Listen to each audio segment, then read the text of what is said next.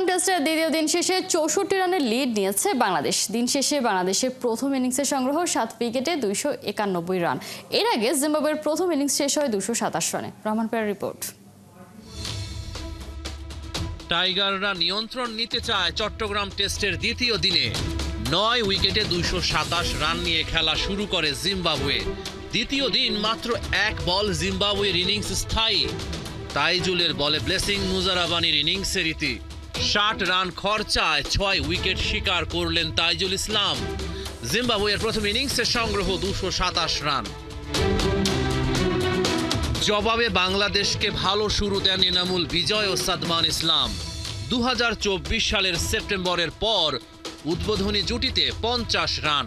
ফেরার ম্যাচে ক্যারিয়ারের সেরা স্কোর এনামুল বিজয়ের। সাদা পোশাকে তার আগের সেরা ইনিংসটি ছিল 23 রানের। 78 বলে সাদমানের 50। জিম্বাবুয়ের পেসারদের ভালোভাবে সামলেছেন তিনি। প্রথম সেশনে বাংলাদেশ কোনো উইকেট হারালো না। বিনা উইকেটে 105 রান নিয়ে লাঞ্চে টাইগাররা। দ্বিতীয় সেশনের শুরুতে সাফল্য পেল জিম্বাবুয়ে। 39 রান করে বিজয় ফিরে গেছে। দ্বিতীয় উইকেটে মুমিনুলের সাথে সাদমানের আরও একটা সফল জুটি। সাদমান তুলে নেন টেস্ট ক্রিকেটে নিজের দ্বিতীয় সেঞ্চুরি। সাদমান মুমিনুলের জুটিতে এলো 76 রান। মুমিনুল হকের ব্যাটে 33 রান। পরের ওভারেই আউট সাদমান। বেনেট 120 রানে টাইগার ওপেনারকে ফেরান। 3 উইকেটে 205 রান নিয়ে বাংলাদেশ চা বিরতিতে। তৃতীয় সেশনের শুরুতেই জিম্বাবুয়ের রান ছাড়িয়ে লিড নেয় টাইগাররা। 23 রান করে কাপ্তান নাজমুল শান্তর ফেরা। নতুন স্পেলে আরও একটা উইকেট পেলেন ভিনসেন্ট মাসেকেসা। জাকের আলী 5 রানে কাটা। এরপরই বাংলাদেশের ইনিংসে সবচেয়ে বড় ধাক্কা। 40 রান করা মুশফিকের অহেতুক রান আউটে চাপে টাইগাররা। নাইম হাসানকে আউট করেন মাসেকেসা। দ্বিতীয় দিন শেষে 64 রানের লিড নিয়েছে বাংলাদেশ দল। মিরাজ 16 এবং তাইজুল 5 রানে অপরাজিত। রহমান পেয়ার 71। 64 রানের লিড নেওয়ার পরও বাংলাদেশের ড্রেসিং রুমে অস্বস্তি। দিন শেষে 3টা উইকেট বেশি হারাতে হয়েছে মনে করছেন সেঞ্চুরিয়ান সাদমান ইসলাম। তবে তৃতীয় দিনে লিড বড় করার পরিকল্পনা টাইগারদের। চট্টগ্রাম থেকে নাহিন বিন জসিমের রিপোর্ট। চট্টগ্রাম টেস্টের দ্বিতীয় দিন শেষে স্কোর বোর্ডে যদি তাকান, সাদমান ইসলামের সেঞ্চুরি বাদে খুব একটা স্বস্তি বা তৃপ্তির জায়গা কিন্তু আপনি খুঁজে পাবেন না। যদিও বাংলাদেশ 64 রানের একটা লিড নিয়েছে। সাদমান ইসলামের 120 রান, ক্যারিয়ারের দ্বিতীয় সেঞ্চুরি, ক্যারিয়ার বেস্ট ইনিংস। একই সঙ্গে একই দিনে তিনি টেস্ট ক্যারিয়ারে নিজের 1000 রানের মাইলস্টোন স্পর্শ করেছেন। কিন্তু স্কোর বোর্ডে বাকি নামগুলোর দিকে তাকান। এনামুল বিজয় 39, মুমিনুল হক 33, শান্ত 23, মুশফিকুর রহিম 40। এই রানগুলো টেস্টের জন্য খুব একটা মানানসই না। যারা শুরু করেছেন কিন্তু ইনিংসটাকে বড় করতে পারেননি। দিন শেষে এটাই বাংলাদেশের সবচাইতে আক্ষেপের বিষয়। প্রেস কনফারেন্সে সাদমান ইসলামকে প্রশ্ন করা হয়েছিল ঠিক দ্বিতীয় দিন শেষে কোন জায়গাটায় থাকলে তারা আসলে তৃপ্তি নিয়ে টিম হোটেলে ফিরতে পারতেন। আমার কাছে মনে হয় 3টা উইকেট একটু বেশি হয়ে গেছে, বা আমরা হয়তো বা যদি ওই উইকেটগুলো না হইতো তাহলে অবশ্যই আমরা 100 রান প্লাস লিডে থাকতাম। তো আল্লাহ ভরসা, কালকে ইনশাল্লাহ দেখা যাবে কি হয়। দ্বিতীয় দিন শেষে 3টা উইকেট বেশি পড়ার আক্ষেপ সাদমান ইসলামের। প্রথম সেশনে যেভাবে আসলে 2 ওপেনার শুরু করেছিলেন, 105 রান করেছেন বিনা উইকেটে। দ্বিতীয় সেশনে এসে সেই ছন্দপতন, 3টা উইকেট পড়ে গেছে 100 রানে। তারপরে শেষ সেশনে এসে 86 রানে 4টা উইকেট। ধারাবাহিকভাবে গ্রাফটা নিচের দিকে বাংলাদেশের ব্যাটসম্যানদের পারফরম্যান্স।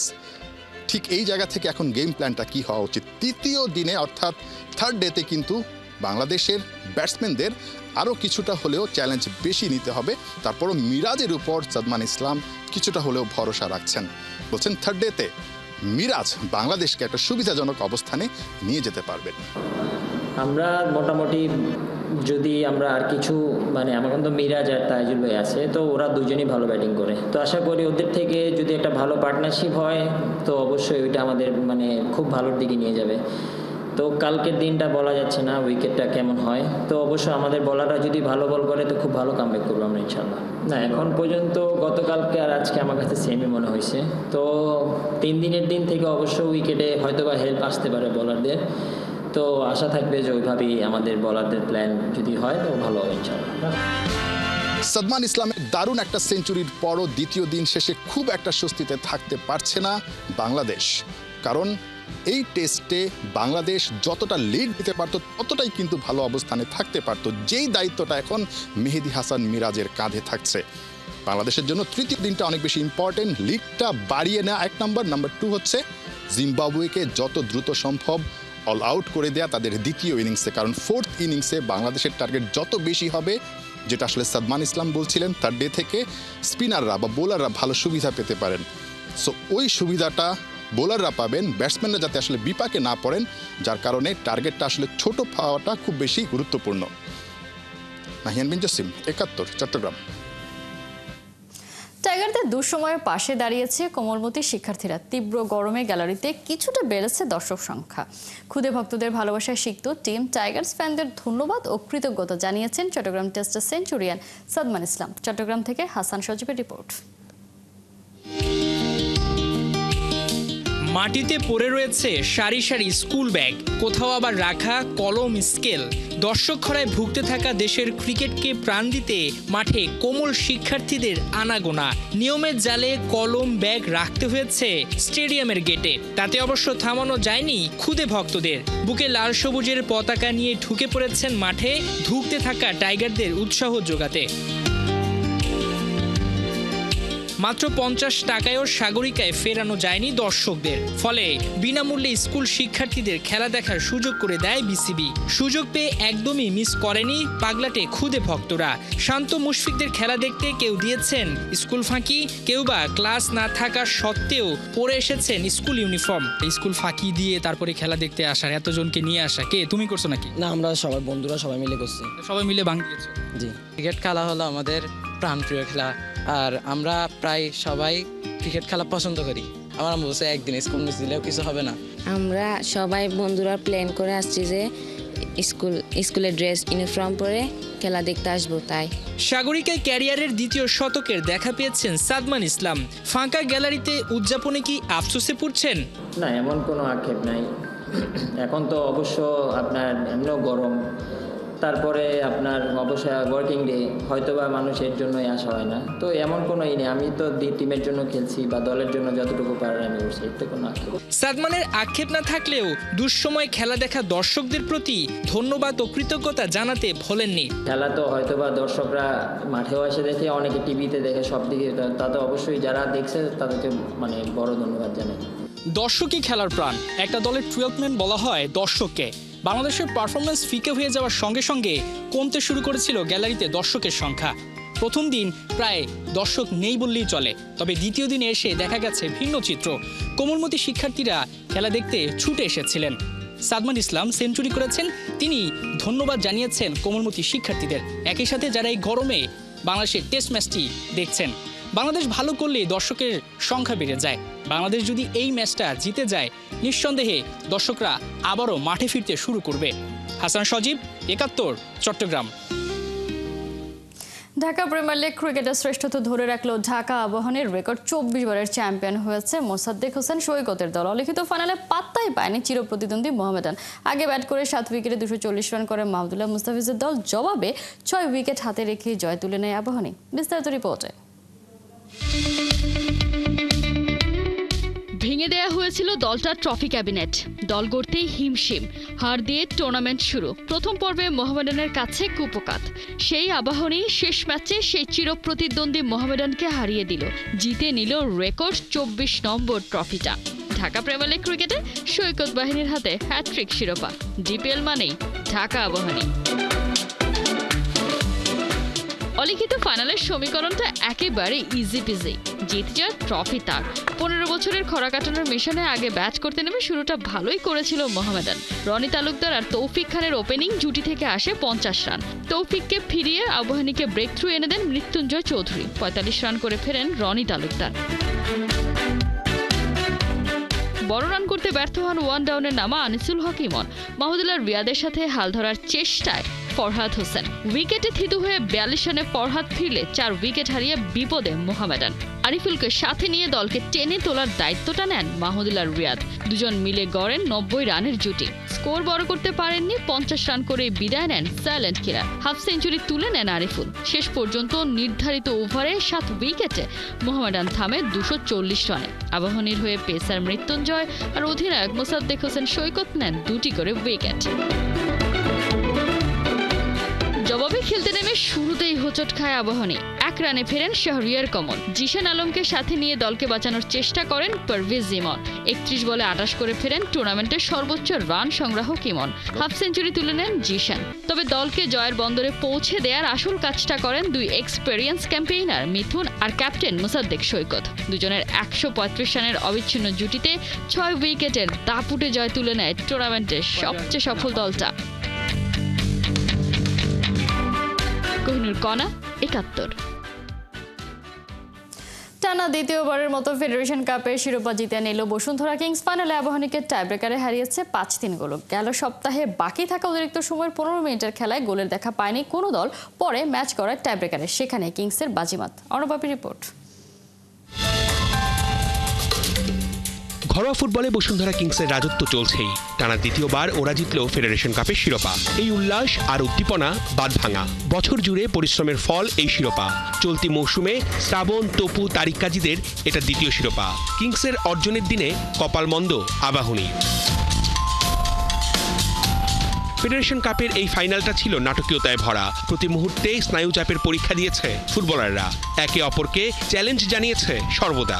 7 দিন আগের অসমাপ্ত ম্যাচের শেষ অংশেও টানটান উত্তেজনা।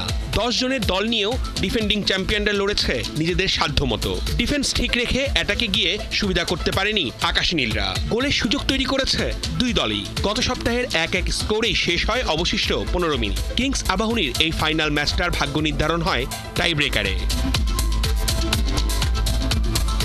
আবাহনীর এমেকার শট দারুণভাবে রুখে দেয় কিংসের গোলকিপার মেহেদী হাসান শ্রাবণ। ওখানেই গড়ে ওঠে পার্থক্য।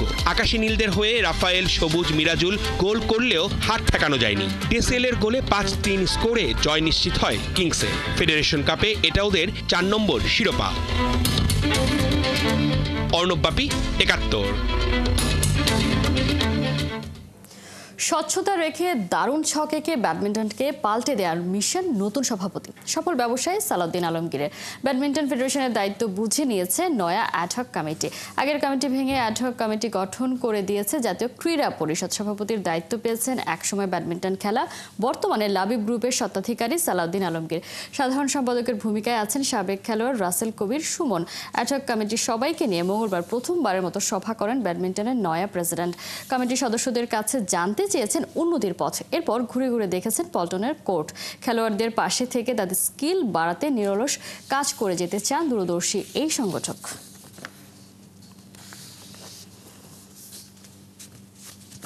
ব্যাডমিন্টন নিজে একসময় হালকা খেলতাম এবং বর্তমান যে উনি একসময় চ্যাম্পিয়ন ছিলেন ওনার সাথে আমি খেলেছি। আমি মনে করি যে আমাদের বাংলাদেশে অজস্র মেধাবী প্লেয়ার গ্রামে গঞ্জে পড়ে আছে। হয়তো ঠিকমতো তাদেরকে আমরা একটা সুযোগ করে দিতে পারতেছে না, এই জন্য হয়তো লাইমলাইটে আসতেছে না। তা আমি মনে করি যে বাংলাদেশের প্রত্যেকটা কর্নারে কর্নারে আমরা ভালো প্লেয়ার সার্চ করব, আমরা বিদেশি ট্রেনার আনবো এবং এগুলো আমাদের অর্থায়নে করবো। আমরা কারো কাছে ভিক্ষাবৃত্তি করব না এবং এগুলো করে আমরা বিশ্বের দরবারে যদি আমাদের বাংলাদেশ থেকে কখনো চ্যাম্পিয়ন করতে পারি এই খেলার মাধ্যমে। বিভিন্ন ফেডারেশনের স্বচ্ছতা নিয়ে কোশ্চেন থাকে। সো আমি প্রথমেই মনে করব যে এই ফেডারেশন অ্যাকাউন্টসগুলো একটি টাকাও জন্য অ্যাকাউন্টসের মাধ্যমে জমা হয় ফেডারেশনে, এবং একটি বোতল পানিও যদি কেউ কিনে খায় সেটার জন্য ফেডারেশনের চেকের মাধ্যমে যায়। আর ব্যক্তিগতভাবে আমি ফেডারেশন থেকে পার্সোনালি কখনো কোনো কিছু নেওয়ার সুযোগ নেই আল্লাহর রহমতে। প্লাস আপনারা জানেন আমি ব্যাংকের সাথে জড়িত, আমরা চেষ্টা করব ব্যাংক থেকে সাপোর্ট করার জন্য। আমি একটা লাবিব গ্রুপে আমাদের প্রতিষ্ঠান, সেখান থেকে সাপোর্ট করব। যেন জাদুর কার্পেটে উড়ে এসে ক্রিকেট দুনিয়ায় জুড়ে বসেছেন বৈভব সূর্যবংশী। স্বীকৃত টি-20তে সবচেয়ে কম বয়সে সেঞ্চুরির রেকর্ড গড়ে হইচই ফেলে দিয়েছেন 14 বছরের এই তরুণ। তবে সবচেয়ে দামি কমপ্লিমেন্ট সম্ভবত তিনি পেয়েছেন সচিন টেন্ডুলকারের কাছ থেকে। বিস্তারিত খালিদ জামিলের রিপোর্টে। রুট গ্রাউন্ড লেভেলের স্কুল ক্রিকেট থেকে ঘরোয়া লীগ, তারপর ভারতের বয়সভিত্তিক দল। ফরম্যাট যাই হোক, 22 গজে আগুন ধরিয়ে আগেই নজর কেড়েছিলেন বৈভব সূর্যবংশী। কিন্তু বাকি সবকিছুর চেয়ে তো সিনিয়র ক্রিকেট একেবারেই আলাদা। স্পেশালি আইপিএল এর মতো হাই ইন্টেন্সিটির ম্যাচে হালে পানি পেতে হলে তো ওয়ার্ল্ড ক্লাস ক্রিকেট ক্যালিবার থাকা চাই। তাই তো নিন্দুকেরা বলছিল, বৈভব গর্তের মাছ, সাগরে পড়লে ঠিকই খাবে। কিন্তু সেই স্রোতের বিপরীতে দাঁড় বইল রাজস্থান রয়্যালস। বিশেষ করে তাদের হেড কোচ রাহুল দ্রাবিড় বললেন, তার দলে এসে নিজেকে গড়ে তুলতে পারবে এখনো কৈশোর না পেরোনো বৈভব। তাই তো অকশনে 1,10,00,000 রুপিতে বাকিদের বিট করে ওকে দলে টানে রাজস্থান। এ নিয়ে তখন হাসাহাসি কম হয়নি, দলে দুধ ভাত হিসেবেই নেওয়া হয়েছে বাচ্চাটাকে। বাকিদের সাথে ড্রেসিং রুম শেয়ার করে যাতে শিখতে পারে, হাওয়ায় ভেসেছে এমন আলোচনাও। আইপিএলের শুরু থেকে সময় কাটছিল সাইডলাইনেই, কিন্তু রাজস্থান ম্যানেজমেন্ট কি ভেবে যেন লখনৌ সুপার জায়ান্টসের বিপক্ষে ম্যাচে তার ডেবিউ করিয়ে দিল। আর আইপিএলে নিজের 3 নম্বর ম্যাচে ব্যাট করতে নেমেই সৃষ্টি করলেন ইতিহাস। 35 বলে পৌঁছে গেলেন 3 অঙ্কের ম্যাজিক্যাল ফিগারে। তারপরেই সোশ্যাল মিডিয়ায় পোস্ট করলেন মাস্টার ব্লাস্টার সচিন টেন্ডুলকার। রীতিমতো ব্যাখ্যা করলেন কিভাবে এই কাণ্ড ঘটিয়েছে 14 বছরের কিশোর। এই কিংবদন্তি বলছেন, ভয়ডরহীন অ্যাপ্রোচ, ব্যাট স্পিড, বলের লেন্থ আগে থেকে বুঝতে পারা এবং নিজের এনার্জি বলে ট্রান্সফার করতে পারাই এমন দারুণ ইনিংস গড়ার পেছনে কাজ করেছে। ভারতীয় ক্রিকেটে the best batter of all টাইমের কাছ থেকে এমন কমপ্লিমেন্ট আদায় করে নেওয়া নিশ্চয়ই চারটিখানি কথা নয়। আর এই ছিল এখনকার খেলা যুগে সরাসরি সংবাদ অনুষ্ঠান দেখতে থাকুন ৭১ ফেসবুক পেজে, আর সাবস্ক্রাইব করুন ৭১ ইউটিউব চ্যানেল। ৭১-এর সাথেই থাকুন।